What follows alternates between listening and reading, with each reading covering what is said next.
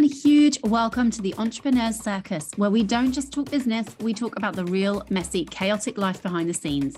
I'm your host, Charlotte Wibberley, ready to dive headfirst into the sea of highs, lows, and everything in between that comes with being a parent running a business while also wrestling with the other curveballs that life throws our way. So grab yourself a cuppa, or better yet, pour yourself a gin. It's time to gear up for raw, unfiltered chats with fellow business owners navigating the high wire of being a CEO, the juggling act of parenting, and the merry mess that accompanies it all.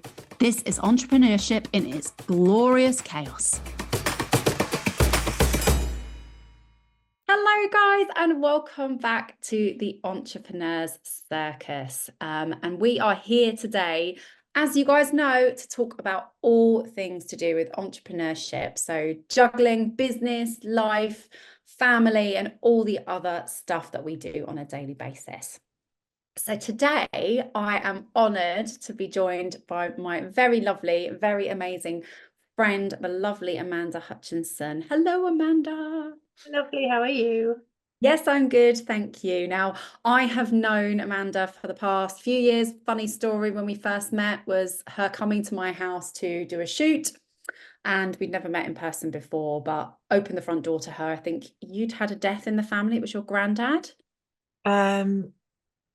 No, my granddad was ill. Okay. Yeah, he There died. was That one had not died. In fact, that granddad's still alive. There you go. So, He's but the surviving one. I don't think my nana had died. but yes, you were in tears, and I similarly, by the end of that shoot, had lost my cat, had been put down. So basically, the first time we met, we was just a bonding session of photos and tears. I feel like it's probably just a really good depiction of what being a business owner is like. Because we still got a great shoot out of it, even though it had started with, it was either my granddad was ill or my nana had died. I can't quite remember the dates. But and then we finished with your poor cat. It was quite the roller coaster of a day, and made those good laughing moments even funnier. So Amanda, for the people that are listening and don't know who are these people? Tell them a little bit about you and your business. So I run AKP Branding Stories, which is a brand photography and very soon to be brand videography service for business owners, entrepreneurs, founders, whatever you want to call yourself. I create the kind of visual assets that you need for your business. Amazing. And she's the best in the business, I can tell you. I've literally, as somebody, I can tell you that hated being in front of the camera, felt really uncomfortable with it, always just didn't know where to put my hands or what to do. Amanda immediately put me at ease, and somehow I have now about 4 or 5 or maybe even 6 amazing shoots from working with Amanda, because she got me to do all the things that only she as an expert knows how to do. So including getting her to lie with her legs up in the air. You know what? I had a bet on how long it was like that before you decided to tell people about that. Oh my goodness. Yeah, I mean, I think they say when you need to put your full trust in somebody. I think you looked me in the eyes and were like, "Do you trust me?" I said the same thing to you when I said, "Do you trust me for New York?" And I was like, "Do you want to go to Brooklyn Bridge at 6 o'clock in the morning?" And you were like, "Yeah, let's do it." Yep. And we saw as many a funny sight, interesting sight on the way there, but we had a great breakfast afterwards. Yeah, we did have an amazing breakfast afterwards. Yes, you're right. And I think it is testament to the fact you have to really trust your photographer. And I remember doing a story on Brooklyn Bridge saying, my photographer's amazing because she got me to go in this really random place on the tube that we'd seen people in our party had seen naked people on the tube, but the photos were just absolutely incredible. So I love that shoot. I think that's my favorite shoot we've done. But might come up with some crazy ideas. Yeah, I think that's okay. So how did you get started in your field, Amanda? What actually inspired you to start your own business? So I used to work in emergency planning and crisis management, and I worked for a local authority, and that is a very depressing industry of work to be in, because every single day you are thinking, what is the worst that could happen? And then planning for it, or in my local authority days, actually responding to it. And I worked for Haringey Council, and I started the week Baby P hit the news, and I left 6 months after Tottenham riots and went into corporate, and was then consulting with huge businesses to put plans in place and test them and run exercises. And I needed something creative to take my mind off the fact that every day I was thinking, what is the worst that could happen? So photography was that outlet. And then when we got married, I didn't quite want to leave the wedding industry. I'd really enjoyed kind of planning the wedding. And I wasn't 100% in love with all of the photos that we got, and thought, well, actually, I've learned a lot from this. Maybe that's something that I can do. So started training with another photographer, launched my business, but very quickly also realized that I was sending the suppliers photos of them in action, setting up the cake or putting together the florals on the day, and they weren't getting that sort of content for their business. And this was 10, 11 years ago. So brand photography wasn't really a big thing in the UK. Like, it was massive in America, but it hadn't really worked its way over here as big as it is now. And so I ran weddings and branding together for years and years. I left corporate in 2019, in fact 6 months before the pandemic hit, which it's a bit ironic, seeing as I'd spent so long teaching people how to respond to them. And then went through IVF, came out the other side of that with my very adventurous, now 3-year-old, but he was born the day they lifted restrictions, and I ended up having to photograph all of my COVID postponements weeks after I'd given birth. And I did 15 weddings in an 18-week period when Jack was like 3 weeks old. Was kind of when it all started, as well as having about 50 brand shoots that had been scheduled but as we went into lockdown and hadn't been able to do. But I realized that I was missing out on really big chunks of my own family life to photograph other people's family moments. So I quit weddings. I shot my last wedding last year. I've done a couple of elopements this year for friends and past clients, but I am officially a retired wedding photographer, and honestly, I don't miss it. I can't imagine going back to it. My passion for such a long time was working with business owners, and I am working with the suppliers at weddings excited me more than working with the couples in the end. Like, I had amazing couples, but I fell out of love with it. And that spark has not gone for business owners, because there's so much more creativity, because everyone's business is different. Yeah. And it's more of a collaboration, and yeah, I don't know, I just love it a lot more. Well, everyone's business is different, but then every business owner is different, even if they've got similar businesses, right? So even like capturing, I know from our shoots, there's things that I would particularly want, involved or not involved in my shoot, or the way that I want to be portrayed, whereas someone that's doing even something similar to me would have a completely different spin on it. So I guess, that must give you the opportunity to really have that true creative outlet.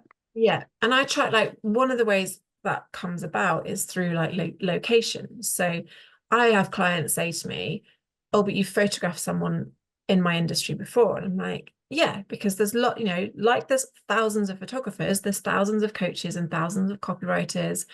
But what I won't do is take another person in that industry to the same location. So I'm constantly being able to be creative and finding new locations for my clients, so they don't have the same photos as everyone else. And I mean, like, just reflecting on that story you're telling us there about starting your business. Obviously there was the pandemic, you had Jack, and then you ended up with all these weddings and all these bookings that you then had to sort of fit in. Like, how did you even make that work with having a baby, but also, like, I'm just thinking about like the cash flow side of that, because it was horrific. Presumably these people had paid in advance. Yeah, and my couples were really, so during the pandemic, and I had come out of corporate with a buffer, because being an ex-risk manager, of course, I wasn't going to just jump ship Of course. without having some planning. I did leave sooner than I was expecting, but there were many times I wanted to just throw my hands up and go, that's it, I'm done. But I had a buffer, so that at least tied me over for some of it. My couples were amazing. Like, I'd already been in touch with them as we were getting more information about the pandemic to say, guys, I know that your wedding's going to get cancelled, like, is going to have to stop, because I've been doing this for 12 years. I know the drill. So let's get a date in for 2021 so that at least when there's this bun fight for venues and suppliers, you're sorted.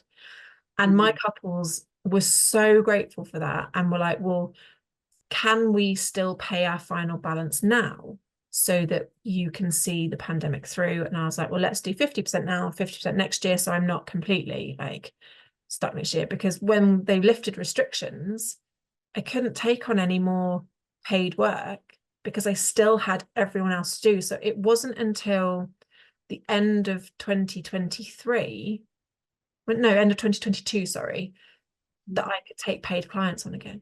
So I'd gone from March 2020 to towards the end of 2022, not really being able to take on much more new money. So it was a really long period. Like, being a photographer in a pandemic is not ideal because you need to be able to see people for it. But I still would have rather that than been in a corporate job that made me so miserable. And Hutch is such a great supporter, and we do everything as a team, that we were able to get through that period and make it work. I can't imagine. Yeah. And having ended up doing all of those months of kind of honouring the work that you had already got booked in without then having the capacity or bandwidth to do more paid work must have been a massive, massive challenge for you.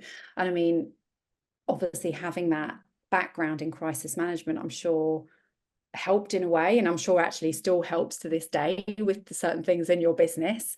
But getting away from that to do something you're passionate about and then finding that challenge, I mean, must have been like a proper learning curve. I mean, timings were ridiculous. Like, 6 months after leaving that job to then be thrown into a pandemic was certainly not in my well, it was just, I didn't even see that coming. But we made it work, and I got to go through IVF at work first time and not have people patting my belly because they legally had to stay 2 meters away from me. Amazing. Every cloud, eh? Yeah. So I was like, great. And actually there were so many people who didn't know that we were even having a baby, because on Zoom all you see is like head and shoulders. And we were running online cocktail classes, and I was having to, like, Hutch was making me a non-alcoholic version of the cocktail to have on screen. I was summoning all of the like styling and posing skills I could to be able to stand in a way that people couldn't see my ever-growing tummy, so that we could still do these Hutch's happy hour classes on Facebook, to try and keep the like engagement going on our socials, all the while keeping it secret and not actually really announcing it until about 2-3 months before he was born. God, amazing. The trickery in that, but love it. And I mean, what about now then? So obviously, like, that has been a turbulent, for all kinds of reasons, with leaving your job, the pandemic, the carried over bookings, IVF, having a baby, turbulent period of time. So how do you find, like, now, what does a typical day in your life look like right now? I don't think there is such thing as a typical day. Oh yeah, okay. Who knows what you're waking up to on a morning. But no, it's definitely not as turbulent as it was. But it is still a bit of a roller coaster, like juggling, having a toddler and running a business still has its ups and downs. 2024 has been a really strange year. The booking patterns that I've seen on previous years haven't really been there. People are booking a lot more last minute. So whereas I used to be able to cash flow like 3-4 months in advance, sometimes it's a 6 to 8 week turnaround. So it's definitely felt a bit more hairy this year.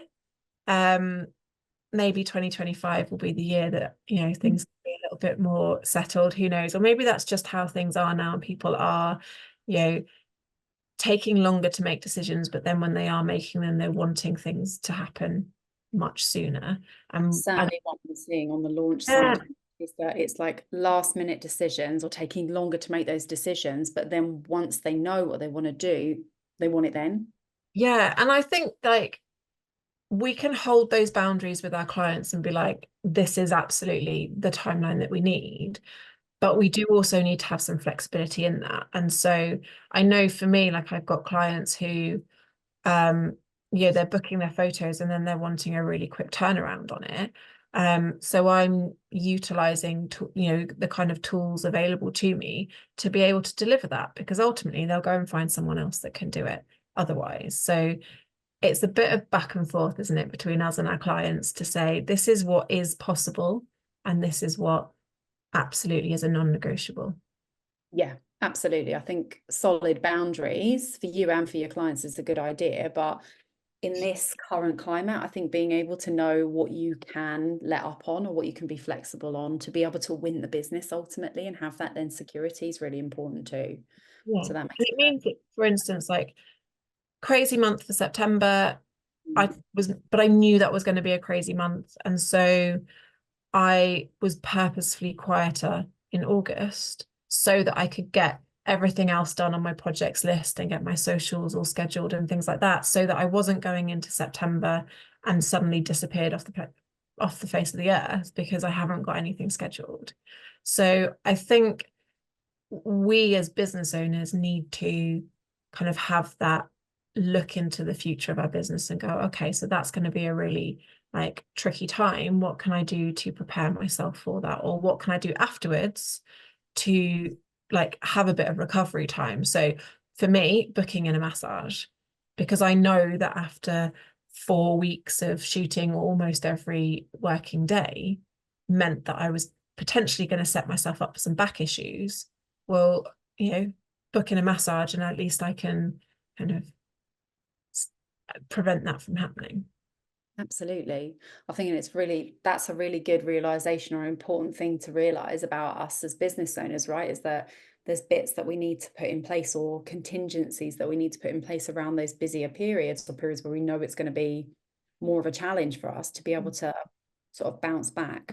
And I mean, you know, I know like me, you've had your own challenges when it comes to sort of the mental health side of it as well. So like, equally, what are the things that you do for you as Amanda, not as a business owner, not as a mum, not as a wife, that kind of help you to, I guess, stay on top of that? Maybe still figuring that one out. yeah with you completely. I'm definitely I'm better at it, but I'm definitely someone who'll go, oh, I'll stop later, I'll take that time later, and it does bite me in the behind. It was only what would have been middle of August.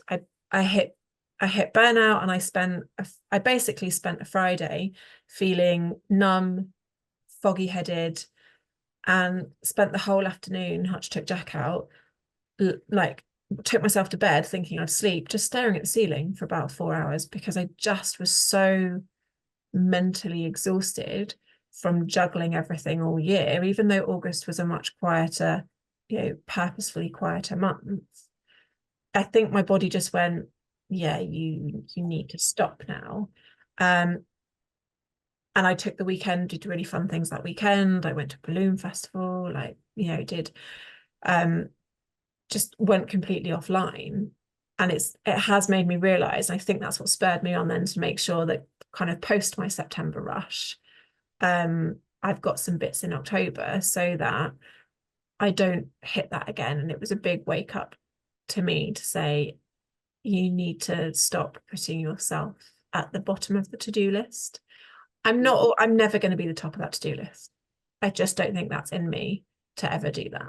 Like, you can give me all of the advice and all of this, you know, all of the tools in the world. I'm a workaholic. And so it will just I will just keep needing to work at it. Mm-hmm. That resonates so much with me because, you know, we do get all that advice around we're the biggest asset in our business and we have to, you know, fill our cup first to be able to help other people. And although I do agree with the sentiment, I agree with it. It's, you know, when you have children and when you have businesses and things, there is always something else that you want to do. And frankly, also, I find the challenge is that for me, business is a bit of an escape. And it is something that I work on that I can be creative in and do for me. That's not anything to do with anything else in my life. So that can be a catch-22. You can get stuck in that cycle. But that does resonate with me as well. That, you know, when you say as boldly as that, I'm never going to be top of that to-do list. I don't think I am either. No, but and is that okay? That's okay. Because that works for us.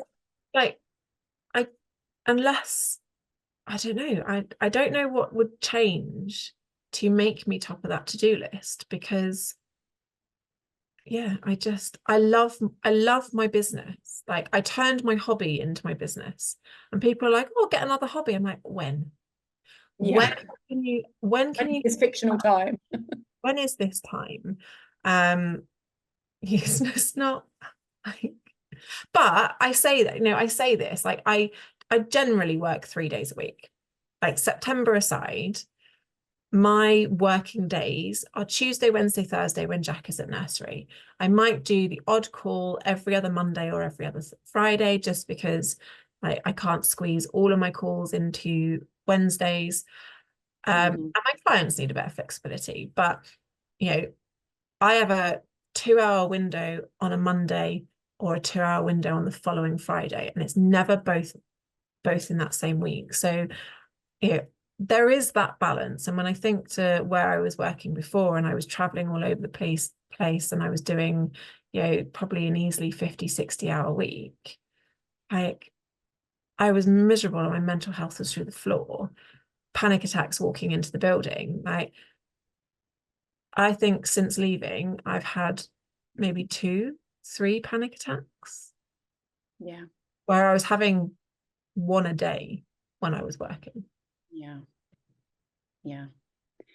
So it's almost like, I'm a great believer that nothing's without sacrifice, or not even sacrifice, but we make our choices and do what's right for us. And so therefore, you know, is it the way up between solid job that has your, you know, you're on the employment role, you get your regular income, but what's the cost to you mentally? And then equally, you know, we take, for those of us that have taken the plunge and gone into the entrepreneurial world, yeah, there's risk in that, but equally there's massive upsides as well, particularly if you are somebody that struggles with mental health.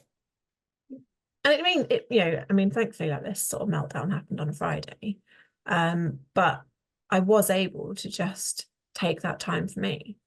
Yeah. Don't think I'd have been able to do that. In fact, I know I wouldn't have been able to do that. No, would have been masked, wouldn't it? And then it would have just ended up so much worse. Exactly, exacerbated by the fact you have to carry on. Or at least I'd have to pick up all that work when I got back, because there was no one else that could do it. Yeah, absolutely. So, I mean, we touched on this earlier, but you mentioned that something that I love, which is that you and Hutch work as a team. And I absolutely love that. So, like, obviously you guys are working really well together. What else do you have in terms of support for your business or your general life and, you know, survival as an entrepreneur, juggling business and a little one? What else do you have from a support perspective that helps you? I have a very fabulous network of, but I say business friends because they're not, like, I've got my real friends, which are my, like, friends, yeah, friends, and then my business friends. But arguably, I probably talk to my business friends more than I speak to my real friends. But I know that there are a very small group of people who, whatever is going on, if I need to just vent or I need to bounce something off, you know, I've got them in my corner, and they get it as well. Like, I don't have to, like, explain the situation. because they understand it, can kind of go straight into, well, what can we do to either support you or fix it? Or do you just want to listen and vent? Because sometimes you do, don't you? Sometimes you don't want a fixer. You just want to be able to offload it and someone will go, yeah, that's really shit. Yeah. And I think it's the beauty of business friends, right? Is that, as you say, you don't have to explain the context. They understand some of those challenges, whereas actually, arguably, your real life friends don't necessarily understand. Yeah, and that was really clear in COVID, because even though I had friends who were really they were in impacted industries, they were on furlough. So effectively, they were being paid to sit in the sunshine. Yeah. And I know it was stressful, and I'm not taking away from that. But it was very different. They were like, oh, I know how you feel. I'm like, you don't. Like, my entire business has fallen on its arse. So, but they also really, really know me. So I know I can just go to them and I can vent. And to be fair, I can vent about things in the industry, knowing there's no potential comeback on it. Yes. Whereas you are always you can't go into a Facebook group and be like, oh my God, this has happened. Because one, there's probably some of your ideal clients in there. And you just don't know. Like, I'm in some very safe Facebook groups, so it's fine. But you hear of horror stories of things being screenshot and sent to people. And I'm like, I just don't need that drama. So my real friends are amazing for that. But if I need to kind of safely vent and think and kind of bounce ideas off from a business perspective, then, you know, I've got some of those that are like yourself, you know, like there's a few other people who I can just say, this is really tough. I don't know what to do. I'm in a bit of a hole. And you know it, and you've got me. But also it means we can go out and we can celebrate, and we can, you know, we understand those wins. Like I picked up my first big corporate client recently, and that's why September was so mad. But my real friends were really pleased for me. They're like, oh my God, that's amazing. But my business friends, it was like celebration next level because they know what a massive deal that is to secure something like that. Yeah. But also, I suppose they've been through the journey of you winning that business as well. So almost like we become, well, maybe this is just me, don't know, but I become really invested in my business friends' success. And when that then works for them, I feel like a win. Yeah. And I think that's it. Like, you know, we genuinely kind of celebrate and cheerlead each other, if you find the right circle. Yeah, absolutely. I totally agree with that. I think finding your circle, or it doesn't have to be a big circle, but a group of people that are if you're running a business, that are in the online world and can help, listen, understand, and then cheerlead as well. It's transformative. And I think that's got to be within your own industry, within the online world, and outside. Yes. So, you know, I've got an amazing photographer friend, Philippa, and on paper, when I was in weddings, we should have been each other's competition. Very similar shooting style, very similar editing style. She was West London and Surrey. I was East London and Essex. And sometimes we met in the middle with a crossover of weddings in Central. So on paper, we should have been each other's competition. But she knows the inside out of my business, and me hers. Like, if ever we laugh, because if she needs to send a kind of harsh email, she will send it to me to read, to kind of toughen it up, or make it a bit more corporate-y. Whereas if I need to send an email to set some boundaries, I send it to her to soften it and make it sound a bit more friendly, because I'm still in this kind of, even though it's been 5 years since I left. Wow, 5 years since I left. That's insane. I've just realized that.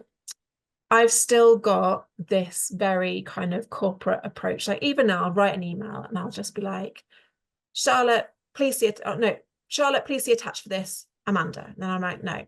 Hi, Charlotte, how are you? Hope you're having a really good week. And then I have to kind of add those bits in, because I'm so used to sending really quick briefing emails for emergencies that's still in me. And I'm like, why use 50 words when the message can be done in 10? It's so interesting. Like, we could delve into this as a whole different topic, but I find that part of it so fascinating because, as you well know from the emails and messages you get from me, I'm completely the opposite. And sometimes I have to look at my emails and go, why have I put all of that stuff in? Who cares what they did last weekend with their family and stuff? They just need the information. Yeah, whereas I think so Philip is really good at kind of making those emails approachable, whereas I know when she's had issues in her business and she's like, I've got to really enforce my contract, I'm like, send it over. Like, I will. I'm a gal. And between us, we kind of, we get the tone right between us and each other. But she's a photographer like me. And we have a like quarterly strategy session together, usually go somewhere really lovely for lunch to do it. And you need those people that get your industry, because my other online friends understand the kind of business aspect, and obviously we're all in the same circles. Philippa understands the photography side of it and the nuances with that.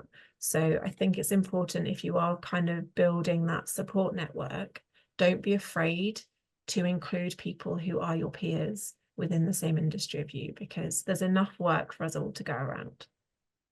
Love it. Do you know, I was just going to ask you if you had any kind of like big bits of advice or encouragement for people that were struggling in their entrepreneurial journey. But I think actually, unless you've got another nugget there, but that's such an important thing, isn't it? To go, having those connections is really important. But even more important than that, someone that gets your business on top of that as well.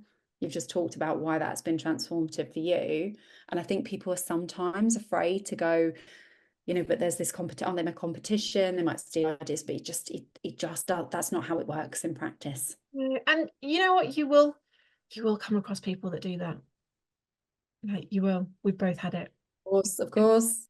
Like, that's an episode for another day where we can't name names, but it's happened. Like, we've both been sitting with that. It does make you then really hesitant to open up to other people in your industry, but the benefits of doing that and finding the right people far outweigh the fact that you might come across one or two morons that pinch your ideas, and they're not going to be you. Like, I know it's a cliche, everyone says, oh, but your USP is you, they're not going to be you. I think it's true. It's especially true, I think, with photography, because people feel super awkward in front of the camera. And yes, they're buying into my images and my portfolio, but they're as much buying into me to make them feel comfortable in front of the camera, because I'm not for everyone, but for those people I am for, if I was an asshole, they wouldn't feel comfortable in front of the camera and they wouldn't come back. True. And I think, reflecting on my experience of working with you, at first you did the job of getting me to relax and getting me a good result. But because you made me feel relaxed and got me a good result, like, why would I ever look anywhere else? And I mean, I've had photographers before, maybe I'll one day share with you some of those photos, you can have a good giggle about that, that, like, didn't get me. And I guess actually for you, and how I feel as a client rather than your friend here, is that as our relationship strengthens and we get to know each other better, we get better results because you know me. Yeah. You know what I like, and you know how far you can push me and the ridiculous things you can make me do. And also, I love that I am getting to see your business grow and evolve. And that, being a solo entrepreneur can feel really lonely, but probably 60 to 70% of my clients are repeat clients. Yeah. And so I get to see how their businesses have changed from when we did our first ever shoot, maybe 5-6 years ago, to how we are now, and what your business is doing, and the way that it's scaled. And I get to be part of that in a very small, proportion of the business, but it's like being part of a team without all the office politics. Just the good stuff. Yeah, which is great. I mean, it's a win-win. No, it's true. I think, that relationship is so important to it. And, even just flipping it into the industry that I'm in, or the segment of the same industry that we're in, I'll talk about the importance of, nurturing people that have already bought from you, and how your customers that have already paid for your course or your program or your membership or whatever, they're going to be the easiest people and the best people to sell into something else. And actually that's case in point for you, right? You make a good connection, you get results, and actually most of your client base is repeats. Yeah, makes sense. And it must be the same for you as well. Like, you know, Yeah. you build that relationship with the client, you know their business inside and out. Like, you're privy to really commercially sensitive data as well with their business. Mm-hmm. And they trust you. So why wouldn't they come back for another launch? Yeah. Wouldn't No, you absolutely. partner time and time again? Yeah, absolutely. It makes good sense, doesn't it? But I think so many people do get lost in the sort of new client acquisition and forget about actually the community of purchasers and clients they've already got and how you can kind of do more with them. And that's obviously case in point for you. So obviously I know that you and I have got now just identified about 3 different other episodes we can do. I could talk forever, but if you had kind of like I say, a final thought for people around being an entrepreneur, or a piece of advice or a nugget of wisdom that somebody shared with you that you want to pass on, have you got anything that you'd like to say to people? I think it's just that running a business is a wild ride, and you just have to strap in, and there will be lows, but equally there will be amazing highs. And it is just that having that support network around you and asking for help if you need it. Like, everybody started somewhere. Like, everyone, you know, started their business on day one and didn't have a flipping clue what they were doing. True that. It's a circus. Sometimes we still don't know. We're still winging it. Like, We're still, well, no, nobody knows, Amanda. Don't admit to that. Yeah, we're all just hanging on. We're all just hanging on to this roller coaster. And sometimes, like, I always think the photos you get at theme parks, like, you get some people who are like elatedly happy because they love a roller coaster, and some people who look like they're crying for dear life. And those two photos absolutely sum up the circus as it is that is running a business. Absolutely. I think I'm usually the person that thinks they're going to look elated and then looks like they just want to vomit. So yeah, you won't actually get me on a roller coaster. I'm more of a teacups sort of girl. You come from crisis and risk management, so that does not surprise me one little bit. Well, I mean, I don't even like going, you know, when you're driving along and you go over a bit of a dip and your tummy flips. I don't even like that. So there's no way you're getting me on a roller coaster. Like my feet firmly on the floor. Thank you very much. Solid advice. Well, look, thank you so much for taking time out to join me out of your busy days, because I know that you're juggling a million and one things, but it's been a really good conversation. It's always lovely to see your face as well. So a huge thanks from me. If people want to come and now follow you, find out more about your shoots, where is the best place for them to find you and to get in touch with you, my dear?